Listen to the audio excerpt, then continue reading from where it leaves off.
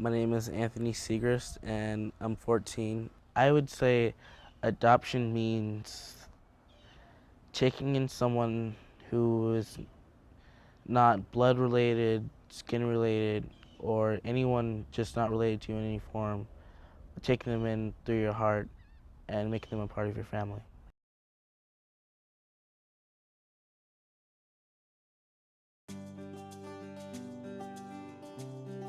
My name is Jessica Maldonado, and I'm currently employed at a department store call center, and I've been working as a supervisor for almost 10 years now. My name is Terry Segrist, and I'm actually the stay-at-home parent. We met in middle school through a mutual friend. I kind of had a crush on her, and I had approached her in a weird roundabout way. We kind of lost touch thereafter. As we graduated, we did our own thing into adulthood, and out of the blue, she sent me a letter saying, "Hey, by the way, do you remember me?" And it was basically her coming out story to me, that, hey, me too. I wasn't back then, but hey, me too. Now I understand where you were coming from back in the day. And so we had built our friendship for a few years once we got reconnected. And we were basically each other's shoulder to cry on, long distance, because I was living in Oklahoma and she was already here in Florida. And we both independently, had our individual lives and with our own biological children. And I just said one day when we had both been single for a while, and I said, well, why don't we see what happens? And that's where it all started. I had Jasmine in '94 biologically. Wasn't Planned Parenthood, if you will. Pretty much the only guy that I really had any type of a long-term relationship with. Everything happens in life for a reason. So I was determined that I was just going to raise her and do the best as a single parent with her. And I biologically had my son Peyton. He's not from the traditional way of having a child per se. I had him with a donor, who the donor was actually a friend. That's how I had my son. Jasmine will be turning 18. She is 18. And Peyton will be turning, I can't speak. Peyton's going to be turning 12.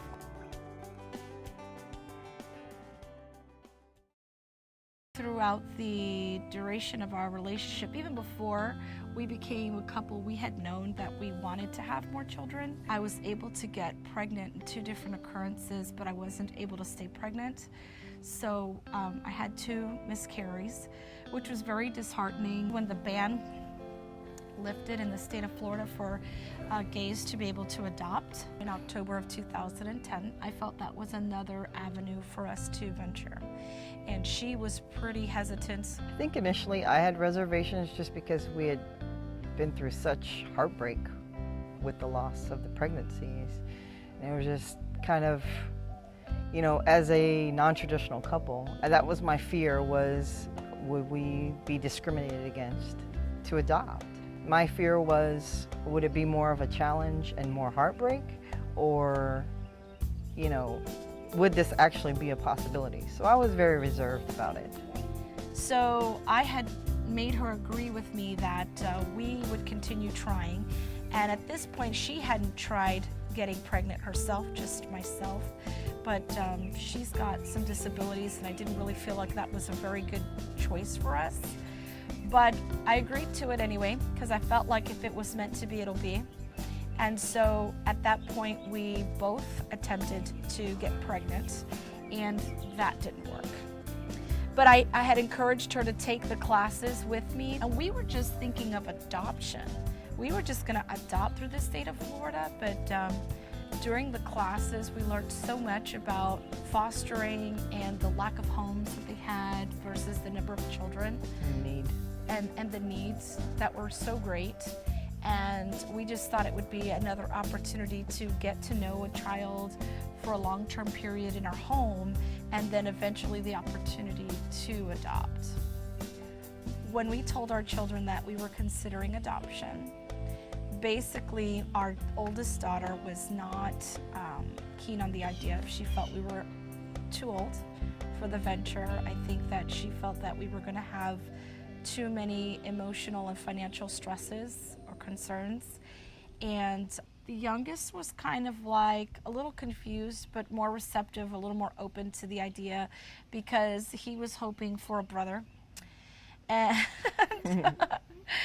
he felt like his sister was a pest, and so he was kind of good with the idea as long as it was going to be a boy, and we just couldn't guarantee that. So finally got licensed in December of 2011. We were taking in foster children, and the children that we were having placed in our home were not available to adopt. So that was another heartbreak, because we were falling in love with these children that were being placed in our home that were not available.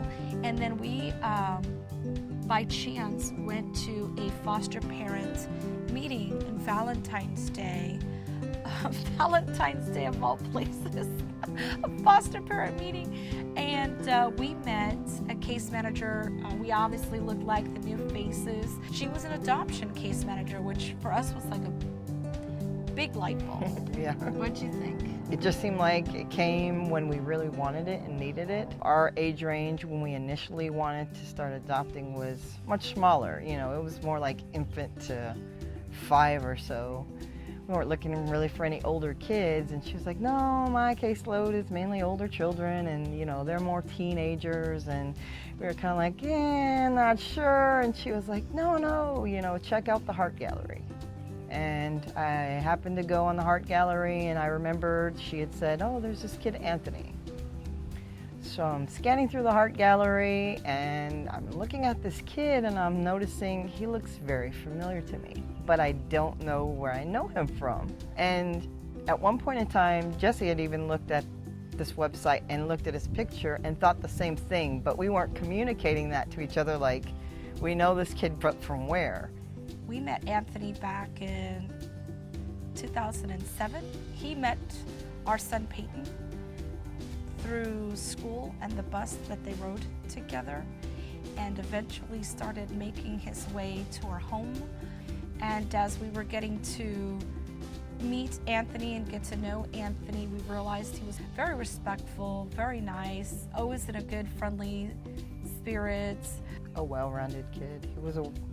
He fit very well with our family. We just realized at one point, wow, he's kind of over here a lot, and nobody comes over to look for him, nobody's calling, you know, kind of a red flag of something's not right at home, but we just weren't sure what it was.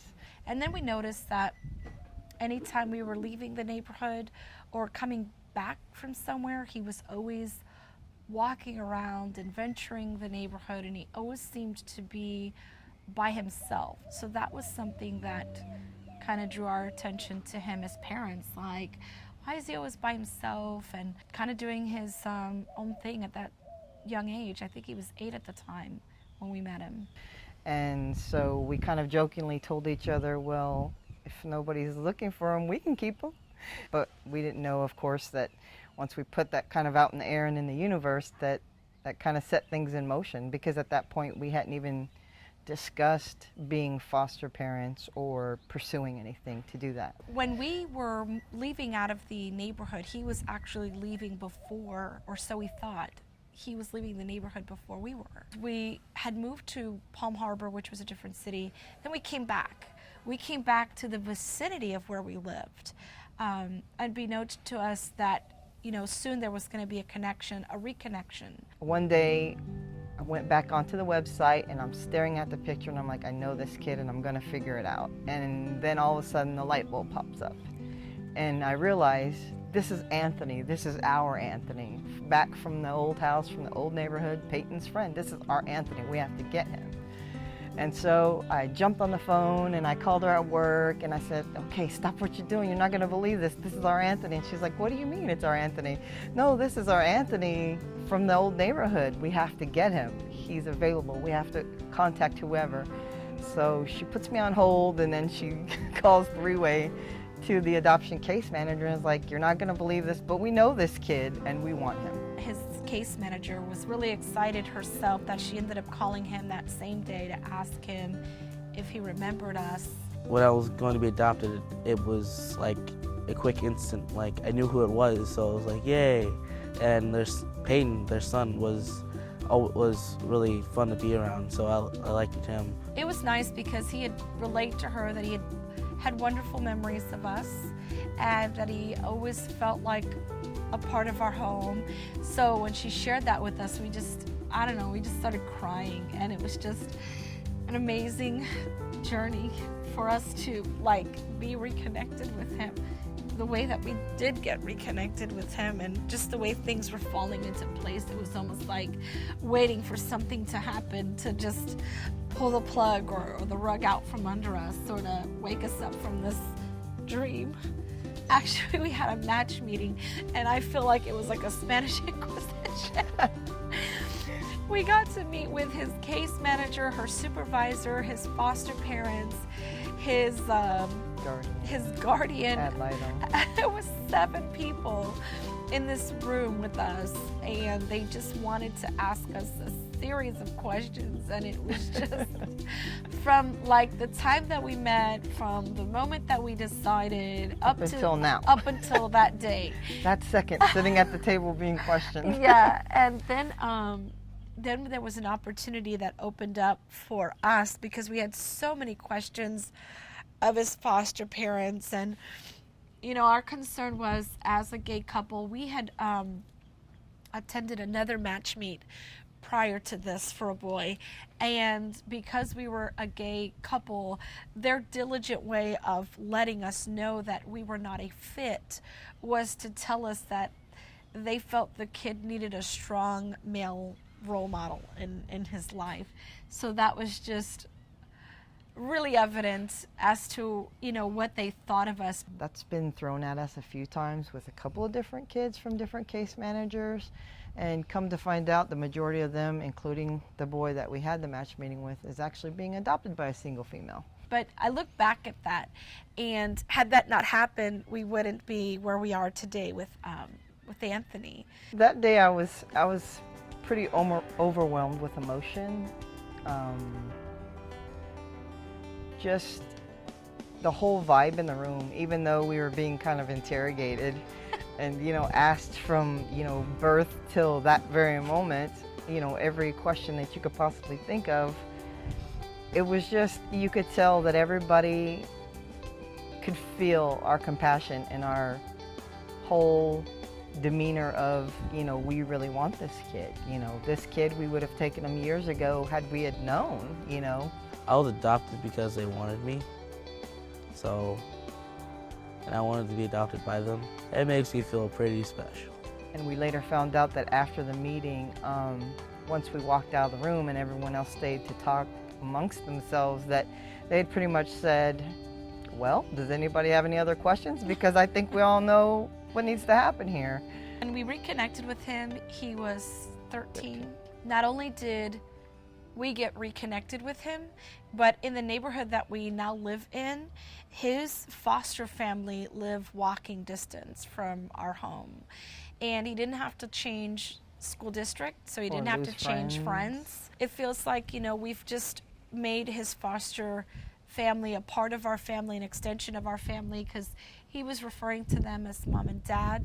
We didn't want to take that away from him. It was something that was positive and good. He had been living there for 2 years, and that's pretty much all he knew for the last 2 years. They were his family. And as his adoptive parents, we really appreciated them being that for him until we could take over. And so we were very grateful to them, and told them we could never repay them for what they've done for him and for us. When I get to go see my foster parents, they don't live very far, so I usually either walk or ride my skateboard or ride my bike, or they take me, or they come pick me up, and I'd go see them and I'd just hang out with them and talk to them, and they say they miss me and stuff, and it's like, oh. And then as we were spending more and more time together, he was trying to make excuses not to go back to his foster home, which was really nice because it made us feel really good that he felt like he was part of our home again. I was the only one that could adopt him in the state of Florida. Although gays are allowed to adopt, when you're adopting through the state of Florida, only one person can sign, and then you have to acquire an attorney to do what they refer to as the second parent adoption. So I was the one that legally signed for him. My compromise to that, since Terry was not allowed to sign, was to give him her last name. Nowhere am I on any legal documents as his parent. So do we feel discriminated against? And yes. Do I feel cheated? Yes, I do. And it's hurtful. But we have not encountered a problem as far as the school or going to the doctors or anything like that. So we've been very fortunate to have other supportive people in the community who recognize and realize that we are both his parents. If it wasn't for, our determination and our will to continue pushing forward, and because we're not done adopting, so we're, wanting to adopt 2 more children. And so this is still a to be continued process for us. And our hope is to, educate and teach others along the way. I mean, there's many times when people have suggested before the ban was lifted, why don't you go and move to a state that will allow you to get married or allow you to adopt? Because you can't run away from every challenge. You have to be a part of that principle, and you have to stand for your rights. Because if not, you're just a coward running. Life is full of challenges, and you can't have a victory without those challenges. So we've been very fortunate, more fortunate than other families that we've encountered, and we enjoy teaching others and being that first experience for people who did not know, oh, I did not know that you were gay. Well, that's not who I am. I'm a person. Or I did not know that Anthony had 2 moms, So it's definitely had its ups and downs, but more certainly more ups than downs for us. I think the biggest challenge with incorporating him into the family is more boundaries and rules. Just because he had that mentality of, I have to take care of myself for so long, and there weren't really any rules. And so I think that was the biggest challenge for us, was just relaying to him that we're not trying to keep you in a bubble, but as parents, that's our main concern, is to keep you safe because we love you. In his experiences, as he's traveled alone and has wandered off, nothing bad has ever happened to him. So he feels like everything is okay and that we shouldn't have to worry because he's street smart and he knows how to take care of himself. And as a parent, it's like, nobody should have to be that street smart at that young of an age. The adjustment to moving in was somewhat of a challenge. I feel like a more controlled environment, less freedoms, but I have more liberties, and the fact that I can spend the night at friends' houses now because I'm with an actual family. I like to be out. I don't like to stay in the house very much often, even though I have to get used to that now. It's not that bad actually, but I still like roaming and like going to see friends and hanging out and going out for walks and stuff like that. Just being by myself sometimes too. Anthony has always been a loving and affectionate person. And initially, actually, he started referring to us as mom pretty quickly. But we didn't want that to be like an obligation. We really wanted him to like express it because he felt that. So he kind of went back and forth with it and then finally stuck to it. Anthony was pretty quick with the affection, and we were pretty quick to tell him, you're here because we want you here and we love you, and we would have taken you many years ago when you were coming around if we had only known. The first time I said I love you to them was, I don't know, I'd say it a lot, so it's to them, so it's like, but I know it feels like I should, it doesn't feel like I should say it, just feels like I want to say it, because it's like a natural I love you. It's not like, oh, I just love you because I have to say it. It's more of like, I love you because I love you.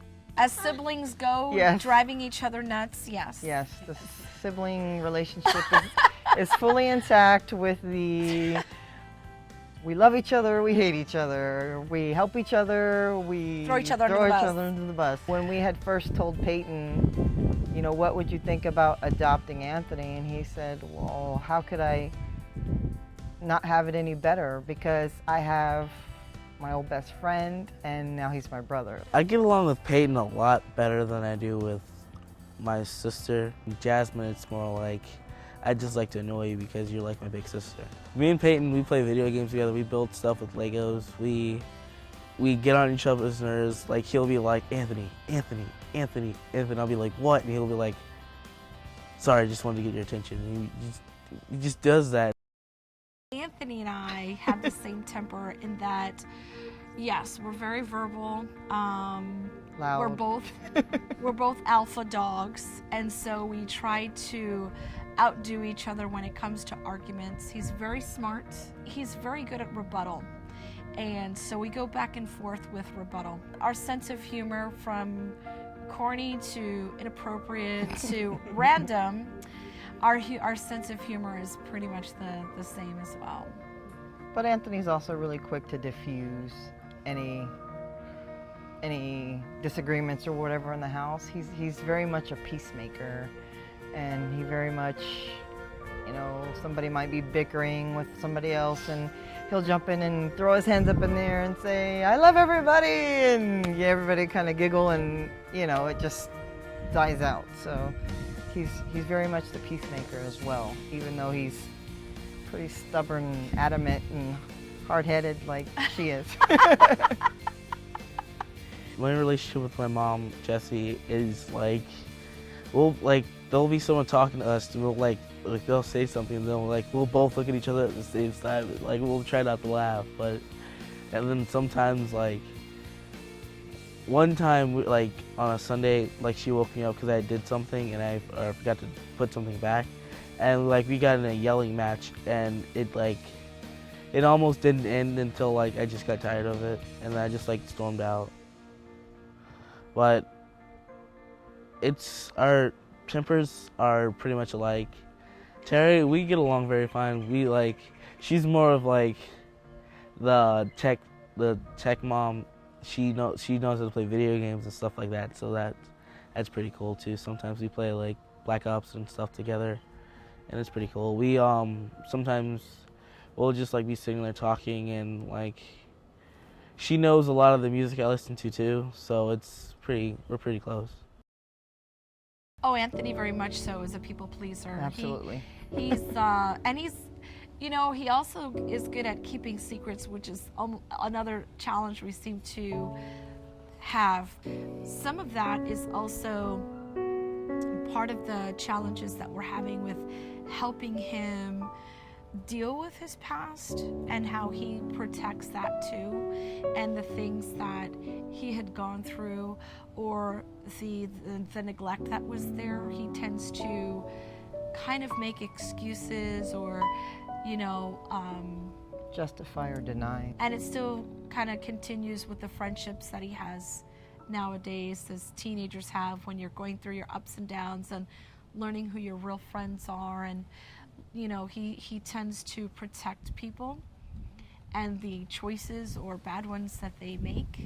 So we have had that challenge as well with him. I don't really know where it comes from, but it just happens.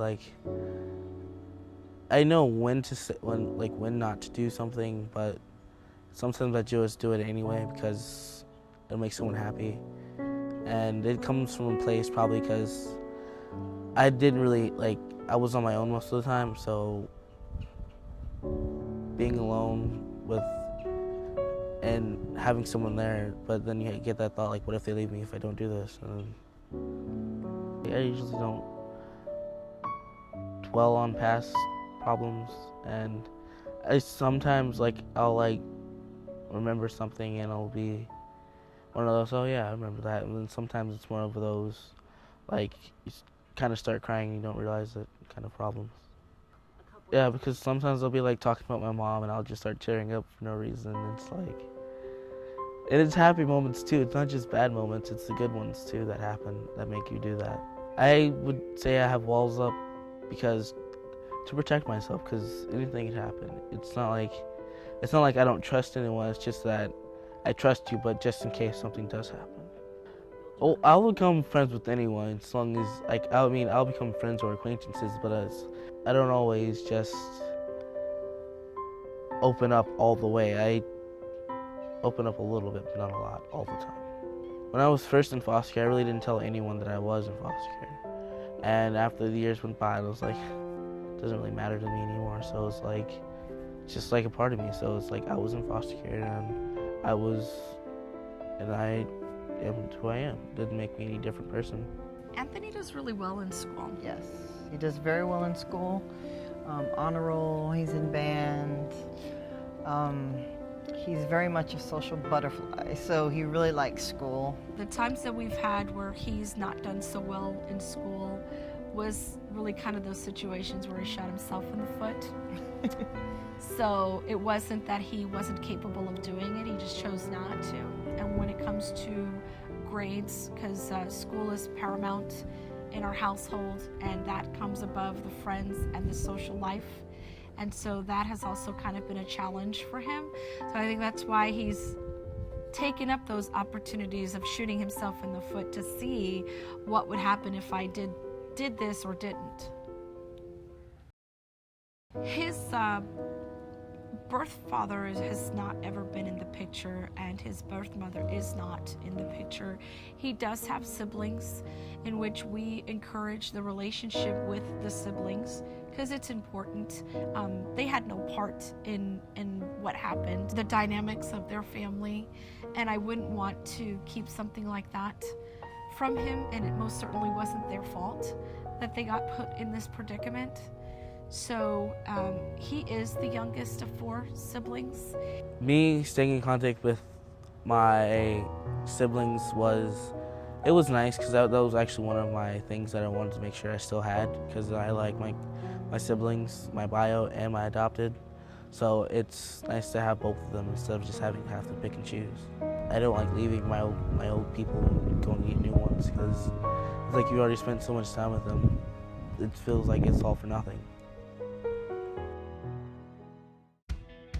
We're involved with an adoption family group that we attend, and we also attend foster parent meetings. Well, it's actually a foster and adoptive parent meetings. The one that's for fostering and adoption is actually a fairly large group. It's really good for networking and resources, but we find that the adoption support group that we attend, it's a smaller group, so to me it's a lot more intimate, and you get that personal experience from others, and you get to hear, you know, the battle wounds and scars, and hey, but we did it and we're okay, and you know, if we had to do it again we would, and you know, so it's very reassuring to us as a family that whatever challenges we face, that we're going to be okay, and if we need anything, we can count on these guys to help us, steer us in the right direction, or say, you know, we went through that, but we made it, and you're going to be okay too. I wish there was a better support network for the gay community, because we really didn't know, you know, who to depend on and who to rely on for resources. If people are interested in adopting, it's really about persistence, learning to be your own voice and your own promoter and your own spokesperson, your own advocate, because there's no one person who's going to hold your hand through this whole process and say, okay, this is step 1 and this is how you do it, this is step 2. There's nobody who has that time for you, so you really have to go out there and educate yourself. And if there's somebody in an agency you're working with that doesn't have an answer, there's always somebody else somewhere that does. There's such a case overload with the people that work in, you know, the child welfare system, that you really have to, if you want to adopt, you have to be persistent and find the answers for yourself.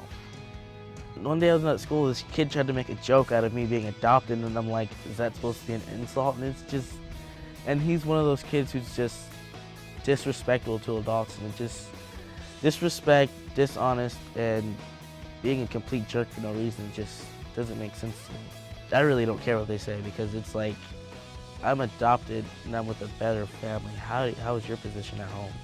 and they usually shut up after that, and it's like, okay then. So I really don't have any, I don't feel like bad because I'm adopted. I feel awesome. It's just, I bet you wish you had lesbian parents. It's awesome.